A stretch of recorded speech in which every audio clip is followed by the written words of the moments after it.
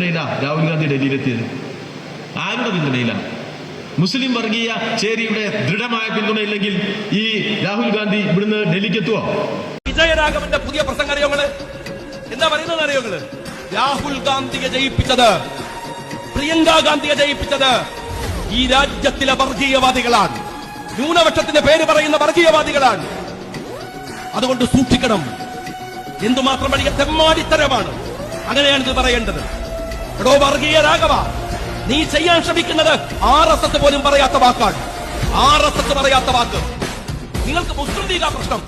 ലീഗിനെ എങ്ങനെ നന്നാക്കിയെടുക്കാമെന്നുള്ള അഗാധമായ ചിന്തയിലാണ് ഈ പിണറായി വിജയൻ CPM. ലീഗ് മാത്രം നന്നായാൽ മതിയോ? മുസ്ലിങ്ങൾ മാത്രം നന്നായാൽ മതിയോ? അത് മാത്രം മതിയോ? ഇവിടുത്തെ ഒരു രാഷ്ട്രീയ ചരിത്രമുണ്ട് ഈ നാടിന്, ഈ മണ്ണിന്.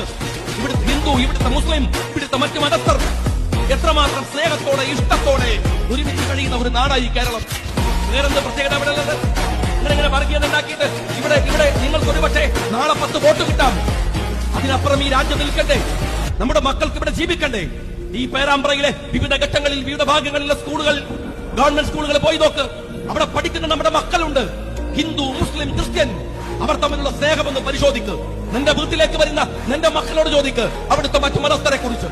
എല്ലാവരും ഒരുമിച്ചാണ്, സ്നേഹിച്ചാണ് കളിക്കുന്നത്, ചിരിക്കുന്നത്, ഈ അങ്ങാടികളിൽ താമസിക്കുന്നത്.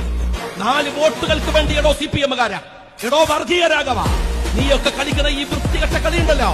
ഒരു കാര്യം ഉറപ്പാണ്, നാളെ ജയിക്കോ ഇല്ല എന്നുള്ളതല്ല. നിങ്ങൾ ഉറപ്പിച്ചു വച്ചോ, ഞങ്ങളുടെ കൊക്കിൽ ജീവനുണ്ടെങ്കിൽ നിന്റെയൊക്കെ രാഷ്ട്രീയ ജീവിതത്തിൽ കിട്ടാവുന്ന വലിയ തിരിച്ചടി അത് തരാനാണ് ഞങ്ങൾ ഒരുങ്ങി നിൽക്കുന്നത്. വരാനിരിക്കുന്ന തെരഞ്ഞെടുപ്പുകളിൽ പാലക്കാട് തന്ന പോലെ, വയനാട്ടിൽ തന്ന പോലെ.